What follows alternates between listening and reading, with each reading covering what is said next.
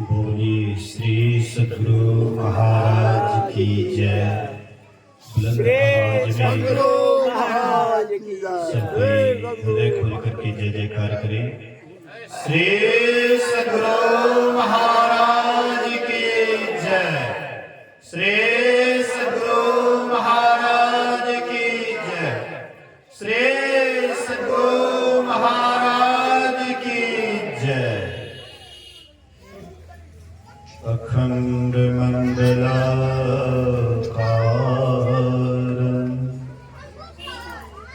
व्याप्तं येन चराचरं तत्पदं दर्शितं येन तस्मै श्री गुरुवे नमः। धन्य धन्य सतगुरु सुखद महिमा कही न जाए। जो कछु कहो तुम्हारी कृपा मोते कछु न बसाए। सर्वत्र सर्वदा वर्तमान सद्गुरु महाराज जी के पावन चरणों में कोटि कोटि नमन। उपस्थित गुरुजन, धर्म प्रेमी सत्संगी बंधुओं, पूजनीय माताओं तथा भक्तिमती बहनों, बच्चे को इशारा से शांत करें, हलचल ना करें। यह सत्संग का स्थल है। जितना ही शांति बना करके रखिएगा उतना ही यहाँ से सौदा ले जाइएगा। हम लोग जाते हैं कहीं हाट में, तो हाट में बहुत शोरगुल होता है, हलचल होता है, और वहां जाकर के सौदा मोलाते हैं। जो आपको सौदा पसंद होता है वह सौदा लेकर के आ जाते हैं। ये भी एक हाट है। चल सतगुरु के हाट ज्ञान बुद्धि लाइए। ये सद्गुरु का हाट है। यहाँ पर ज्ञान बुद्धि विवेक मिलता है। लेकिन ये हाट में जितना हम शांति बना करके रखेंगे उतना ही यहाँ से सौदा ले जाएंगे। जितना हलचल करेंगे, जितना हल्ला करेंगे, तो यहाँ से फिर सौदा आप नहीं ले पाएंगे। इसीलिए एकदम शांति से सुनिए। अभी हम आप जो हमारे दुर्गा बाबू के भाई, क्या नाम है? रंजू, राजदेव या रंजू, उनकी धर्मपत्नी वीणा देवी इस असार संसार को छोड़ करके चली गई। उसका यह अंतिम क्रिया है, अंतिम श्राद्ध क्रिया, जिसको हम आप संपिंडन भी कहते हैं। संपिंडन का मतलब समझते हैं? सम मतलब बराबर, सम मतलब बराबर, पिंड मतलब शरीर। शरीर जहां बराबर हो जाए उसी का नाम संपिंडन है। तो शरीर तो बराबर हो गया उसी दिन, जिस दिन आग लगाए चिता में, जल करके राख हो गया, उसी दिन असली संपिंडन हो गया। ये तो लेन देन की प्रथा है, लेना देना है जजमान से। नकली संपिंडन, असली संपिंडन उसी दिन हो गया जब अग्नि में उसका शरीर जल करके राख हो गया। फिर भी एक पुरानी प्रथा है, परिपाटी है, उनके नाम पर श्राद्ध क्रिया मनाते हैं। इससे भी एक शिक्षा मिलती है कि शरीर का नाश हुआ लेकिन शरीर में रहने वाले का नाश नहीं हुआ। इससे यह वेदांत ज्ञान मिलता है कि शरीर नश्वर है लेकिन आत्मा अविनाशी है। इसलिए आत्मा के नाम पर, उनके नाम पर सत्संग करते हैं, ध्यान करते हैं, या कर्मकांड जो भी होता है उन्हीं के नाम पर होता है। आइए, हम लोग अभी सुन रहे थे मानव शरीर की विशेषता और इसकी उपादेयता। मनुष्य शरीर, ये जो हम आप जिस शरीर में हैं, भगवान राम कहते हैं कि बड़े भाग्य से मिला है। इस शरीर के लिए देवी देवता भी तरसते हैं। महर्षि शाही स्वामी महाराज कहते हैं, प्रभु ने मानुष जन्म तुमको कैसा दिया, सोच रे मत इसे पा भला क्या किया। तरसते हैं जिसके लिए देवता, इसकी महिमा है कैसी तू ही अब बता। हाय ऐसा अमोलक रतन खो दिया, सोच रे मन इसे पा भला क्या किया। कहते हैं कि जिस शरीर के लिए देवी देवता भी ललायित रहते हैं, स्वर्गवास में देवी देवता रो रो करके चिल्लाते हैं। स्वर्गवास में जो देवी देवता हैं वे रोते हैं, परमात्मा से प्रार्थना करते हैं कि हमको भी एक अवसर दीजिए। मनुष्य क्या है? एक अवसर है। हमको भी एक अवसर दीजिए ताकि आपका भजन करके आपके पास आ जाऊंगा। लेकिन देवी देवता को मनुष्य का शरीर नहीं मिलता है। देव शरीर क्या है? भोग शरीर है। जिस शरीर में रह करके आप केवल भोग सकते हैं लेकिन योग नहीं कर सकते, साधना नहीं कर सकते, ध्यान नहीं कर सकते हैं। देवी देवता वाला शरीर से भोग होता है, स्वर्ग का भोग। हाँ, जो जैसा शुभ कर्म करते हैं उस तरह के लोग को प्राप्त करते हैं, वहां पर भोग भोगते हैं और उसके बाद भोग के बाद फिर उसको नरक में उतरना पड़ता है। संत तुलसी साहब ने कहा है, नरतम दुर्लभ देव को सब कोई कहत पुकार, सब कोई कहत पुकार देव देही नहीं पावे। ऐसे मूर्ख जन जो स्वर्ग की आस लगावे, पुण्य छीन सोई देव स्वर्ग से नरक में आवे। भर में चारों खाने पुण्य कही ताही रिझावे। तुलसी सतमत तत् कहे स्वर्ग पर करे खखार। नर्तन दुर्लभ देव को सब कोई कहत पुकार। संत महात्मा स्वर्ग पर खखार फेंकते हैं, थूक फेंकते हैं कि हमको स्वर्ग नहीं चाहिए। तो कौन सी चाहिए? स्वर्ग नहीं चाहिए। यहाँ पर जितने आदमी बैठे हुए हैं, अगर प्रत्येक से पूछा जाए कि आपको स्वर्ग चाहिए कि नरक चाहिए, बोलिए तो क्या चाहिए आप लोगों को? हाथ उठाइए। जिसको स्वर्ग चाहिए हाथ उठाइए। तो जिसको स्वर्ग चाहिए हाथ उठाइए ना। अच्छा, नरक चाहिए तो नरक में हाथ उठाइए। तो कितना आदमी नरक जाना चाहते हैं? नरक कितना आदमी जाना चाहते हैं? एक दूटा हाथों उठे रे वो बंद भे गए। स्वर्ग में तो एक दूटा हाथों उठले, नरक में साफे जो उठले। लेकिन सबके भीतर में है कि हमको स्वर्ग चाहिए। बोलिए श्री सदगुरु। अच्छा, स्वर्ग नरक आप समझते हैं कि नहीं समझते, उसको मैं खारिज करता हूँ। मैं आपसे ये बात पूछता हूँ कि आपको सुख चाहिए कि दुख? बोलिए श्री सदगुरु। ध्यान से सुनिए, आप लोग सुख चाहते हैं कि दुख चाहते हैं? सुख चाहते हैं कि दुख? सुख चाहते हैं ना कि दुख चाहते हैं? सब आदमी सुख चाहते हैं। तो सुख का नाम ही तो स्वर्ग है। स्वर्ग में क्या मिलता है? सुख मिलता है। नरक में क्या मिलता है? दुख मिलता है। तो दुख कौन आदमी चाहता है? दुख कोई नहीं चाहता है, स्वर्ग चाहते हैं।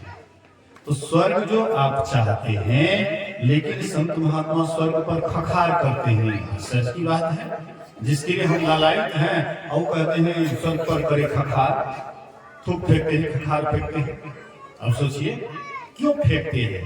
इस पर कभी हमने विचार किया है? कभी हमने इस पर विचार नहीं किया है कि स्वर्ग पर खखार क्यों फेंकते हैं। इसलिए कि स्वर्ग और स्वल्प अंत दुखदाई। राम भगवान ही कहते हैं यही तन कर फल विषय न भाई, स्वर्ग और स्वल्प अंत दुखदाई। कहते स्वर्ग भी अंत में दुख देने वाला है। एक कैदी, बोलिए श्री सदगुरु, ध्यान से सुनिएगा, गपशप बातों में कीजिएगा, लेकिन ध्यान से सुनिए। मैं बहुत दूर से आया हूँ, गाड़ी इतना स्पीड में आ रहा था कि मत पूछिए। आगे पीछे नहीं देख रहे थे, सीधा एकदम खींचते जा रहे थे कि भाई इतना आस लगा करके लोग सब बैठे हुए हैं तो हमारा भी कुछ कर्तव्य होता है, तो पूरा एकदम स्पीड में खींचते हुए गाड़ी को आया। तो जिसके लिए आए उस पर ध्यान दीजिए। तो राम भगवान कहते हैं कि यही तन कर फल विषय न भाई, स्वर्ग स्वल्प अंत दुखदाई। स्वर्ग भी अंत में दुख देने वाला है। एक राजा के यहाँ एक कैदी, जो कैदी ऐसा जुल्म किया था कि उसको आजीवन कारावास का या उसको मृत्यु दंड ही सुना दिए थे कि 7 दिन के बाद उसको मृत्यु दंड दी जाएगी। राजा उसको मतलब सुना दी, ऐसा मतलब गलती किया था कि उसको मृत्यु दंड 7 दिन के बाद मिलता। फिर राजा रानी से कहते हैं कि अगर तुम लोग कुछ उपकार करना चाहती है या कैदी का, इनके प्रति अगर कोई दया भाव है, उपकार करना चाहती है, तो तुम लोग हमसे अवसर मैं देता हूँ, एक अवसर देता हूँ। तो छोटी रानी कहती है कि कैदी को 1 दिन के लिए उसको कैद खाना से मुक्त कर दीजिए। क्योंकि अब कुछ दिन के मेहमान हैं तो उनकी सेवा सुरक्षा बढ़िया से करोगे। बेचारे मर तो जबे करेगा, तो चलो कुछ 24 घंटा के लिए। छोटी रानी कहती है तो कैदी को छोड़ा दिए। 24 घंटा तक वह रानी उसको रखी, खूब बढ़िया बढ़िया भोजन, सुंदर सुंदर भोजन कराई। उसके बाद फिर उसको जेल में बंद कर दिए। दूसरी रानी, मछली रानी से कहते हैं कि तुम भी कुछ उपकार करना चाहेगी तो कर सकती है, क्योंकि ये कुछ दिन का मेहमान है, 7 दिन का मेहमान है। तो मछली रानी क्या करती है, वो भी लाती है, छोटी रानी से भी बढ़ चढ़ करके सेवा की, खूब बढ़िया बढ़िया खिलाई पिलाई एकदम बढ़िया से। उसके बाद बड़ी रानी की बारी आती है। तो बड़ी रानी कहती है कि महाराज इसको सजा के लिए मुक्ति दे दीजिए, इसको फांसी की सजा से छुट्टी दे दीजिए और हमको कुछ नहीं चाहिए। इनका भी मैं उपकार करूंगी, लेकिन आपने अवसर दिया है, वो अवसर का मैं यही लाभ लेना चाहती हूँ कि इसको सदा के लिए मुक्त कर दीजिए। 7 दिन का जब फांसी दीजिएगा तो उसे आप इसको छुट्टी दे दीजिए। कहते हैं कि तुम लोगों को वचन दिए ही थे, खैर कोई बात नहीं। बड़ी रानी ले गई वह कैदी को नमक रोटी खिलाए, नमक रोटी खिलाए। बेचारा छुट्टी हो गया, चले गए घर। 6 महीने के बाद सभी रानियों में आपस में झगड़ा हो जाती है। तो सब कहने लगती है कि हम बढ़ चढ़ करके सेवा किए, वो कहती थी कि हम बढ़ चढ़ करके सेवा किए, वो कहती थी कि हम बढ़ चढ़ करके सेवा किए। राजा के पास शिकायत किया। राजा कहते हैं कि क्या बात है, तो बोले कि ऐसी सी बात। बोले कि वह कैदी को बुलाओ, उसी से पूछा जाए कि सबसे बढ़ चढ़ की सेवा किसने की। तो कैदी को बुलाए और बुला करके पूछते हैं कि भाई बोलो, तीनों रानियों में से विशेष सेवा तुम्हारा किसने किया, कौन विशेष तुम्हारा उपकारक है। कैदी कहता है महाराज जब तक मुझे फांसी का डर था तब तक कौन सेवा क्या की, क्या खिलाई, क्या पिलाई, कुछ भी नहीं समझ में आ रहा था। कोई सुख नहीं लग रहा था, कोई आनंद नहीं मिल रहा था। लेकिन महाराज मुझे उस दिन की याद है जब बड़ी रानी हमें सदा के लिए मृत्यु से छुटकारा दिला दिए, फांसी से छुटकारा दिला दिए, और नमक रोटी जो खिलाई थी वो अभी तक मुझे वह स्वाद याद है। इतना बढ़िया स्वाद लगा महाराज नमक रोटी में, मत पूछिए महाराज, अभी तक मैं उसको नहीं भूल पाया हूँ। बोलिए श्री सदगुरु। बस यही बात याद कर लीजिए, स्वर्ग भी वही बात है कि बढ़िया बढ़िया भोजन कर लीजिए और उसके बाद आपको फिर नरक में डाल दिया जाएगा। जन्म मरण के चक्कर में सदा आप पड़ते रह जाइए, दुख भोगते रह जाइए। लेकिन याद कीजिए जब आप सभी दुखों से मुक्त हो जाएं, आवागमन के चक्र से सदा के लिए मुक्त हो जाए, उस समय में आपको कितना आनंद आएगा, कितना शांति से रहिएगा, कितना सुख में रहिएगा। महाभारत का एक प्रसंग है, ध्यान देकर के सुनिएगा। एक मुद्गल ऋषि थे। मुद्गल ऋषि गारहस्थ जीवन में रहते थे, बाल बच्चेदार थे, लेकिन उनका एक नियम था। जब किसान खेत से सभी अन्न लेकर के चले जाते थे, जो कुछ गिरा हुआ फसल रहता था, अन्न रहता था, उसको एक एक अन्न करके बेचते थे खेत में, और वही लेकर के जाते थे। और उसकी पत्नी कूट छांट करके भोजन बनाती थी। 15 दिन में एक दिन उनके यहाँ भोजन बनता था, 15 दिन में एक दिन। लेकिन बड़े आनंद से थे। बहुत आदमी को आप देखिएगा गलत की कमाई नहीं खाते हैं, ईमानदारी से चाहे एक के समय या दूसरे समय भोजन करते हैं, लेकिन बड़े खुश रहते हैं। उनके मन में इस बात की प्रसन्नता रहती है कि हमने किसी का डाका नहीं डाला, हमने किसी का बेईमानी नहीं किया। जो भी खाता हो ईमानदारी से खाता हो, सदाचार पूर्वक खाता हो, इसलिए किसी का कोई बेईमानी नहीं करता। इसलिए वे आराम से एक दो समय खाते हैं तो बड़ा चैन का नींद लेते हैं।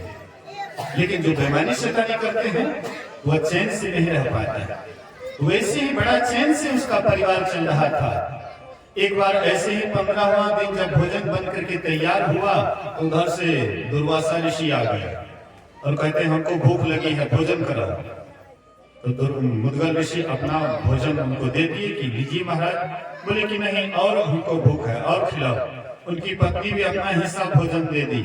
बोले कि अभी भी कसर है, तो उसका बेटा अपना हिस्सा भोजन दे दिए। बोले कि अभी थोड़ा कसर है, उसकी पुत्रवधू भी अपना हिस्सा भोजन दे दिए। मतलब हंडी का भोजन जब साफ हो गया, बोले कि अब मेरा पेट भर गया,